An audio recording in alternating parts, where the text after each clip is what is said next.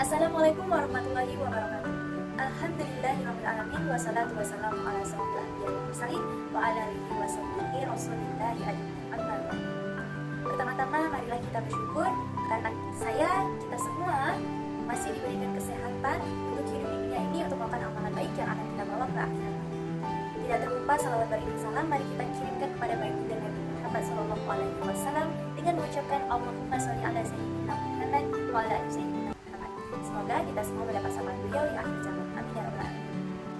Baiklah, tujuan pembuatan video ini ialah untuk memenuhi penilaian UAS mata kuliah ulumul hadis, yang mana dosen pengampu kami ialah Ibu Maisarotil Husna MAG. Baik, untuk tidak mempanjang mukadimah, saya akan mulai menganalisis materi, yaitu dengan judul menganalisis klasifikasi hadis.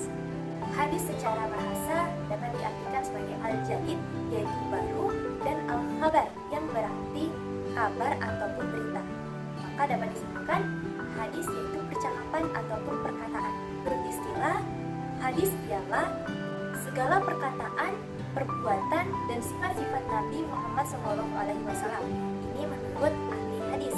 Sedangkan menurut ahli usul, mengartikan hadis sebagai perkataan Nabi Muhammad SAW yang dapat dijadikan dalil dalam menetapkan syarat. Pengklasifikasian hadis ini banyak ya teman-teman.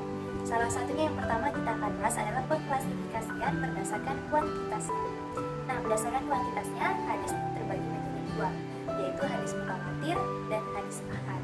Nah, apa sih itu hadis mutawatir dan hadis ahad? Maka kita akan bahas yang pertama adalah hadis mutawatir. Secara pengertiannya kita dapat tinjau dari dua segi, yaitu segi bahasa dan segi istilah. Secara bahasa, hadis mutawatir adalah sesuatu yang datang secara bersamaan dengan yang lainnya tanpa adanya jaraknya. Sedangkan secara istilah adalah hadis yang diriwayatkan oleh sejumlah rawi dan mereka tidak mungkin berdusta. Hingga seterusnya sampai pada akhir sanadnya adalah dengan panca indera.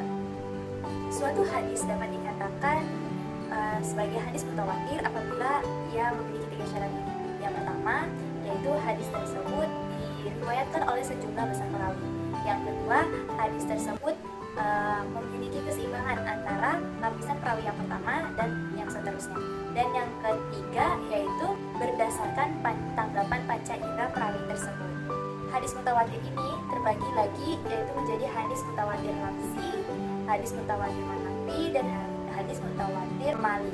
Hadis mutawatir manawi adalah hadis yang diriwayatkan oleh sejumlah orang yang mustahil untuk berdusta, yang memiliki kejadian yang berbeda dan bertemu pada titik bersamaan. Sedangkan hadis mutawatir amali adalah hadis mutawatir yang lebih banyak menerangkan tentang sifat-sifat atau perbuatan dari Nabi Muhammad SAW. Selanjutnya yaitu mengenai hadis ahad. Nah, apa sih hadis ahad ini? Hadis ahad secara bahasa yaitu ahad berasal dari bahasa Arab yang artinya satu.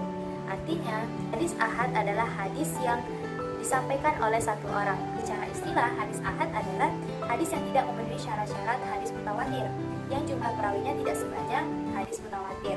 Hadis ahad ini terbagi lagi, yaitu menjadi hadis ahad masyhur dan hadis ghairu masyhur.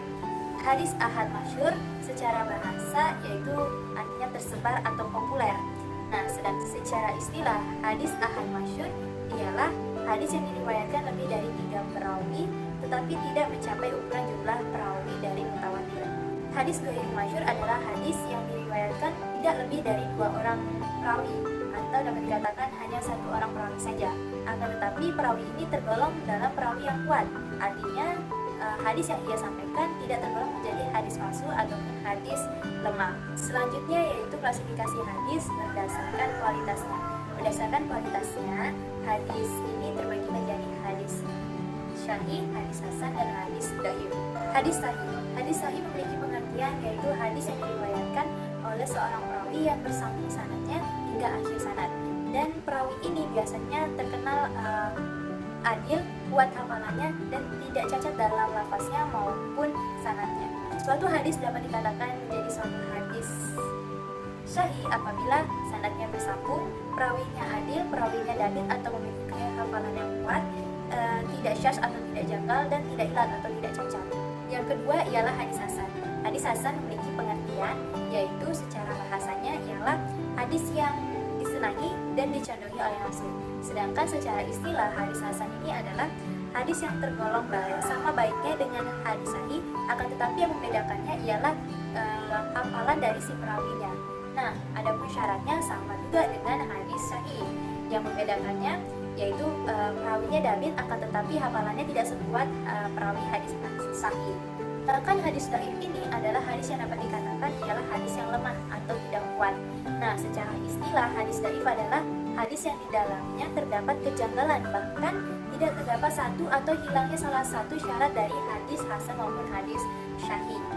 Para ulama menemukan kedaifan dari 3 bagian, yaitu yang pertama dari segi sanadnya, kedua dari segi matanya, dan yang ketiga dari segi perawinya. Selanjutnya kita akan melihat klasifikasi hadis berdasarkan penerimaannya.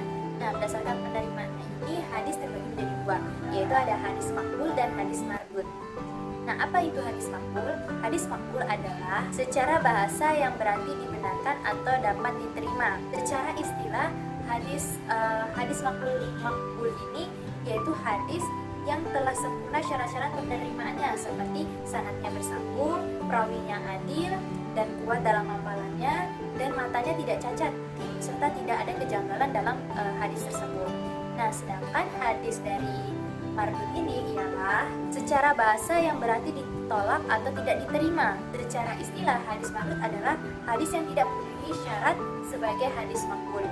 Nah, biasanya dikarenakan tidak ada kejelasan tentang sanadnya dan juga matanya. Maka dari itu tadi para ulama meninjaunya dari 3 segi, yaitu di mana segi sanadnya, segi matanya, bahkan segi perawinya. Baiklah, itulah klasifikasi hadis secara garis besarnya dan mengenai pengertian dari klasifikasi hadis tersebut. Apabila ada kekurangan dalam penyampaian, saya mohon maaf karena ketidaksempurnaan itu datangnya dari saya dan kesempurnaan itu datangnya dari Allah Subhanahu wa taala. Terima kasih telah menonton video ini. Akhir kata, wabillahi taufiq wal hidayah. Wassalamualaikum warahmatullahi wabarakatuh.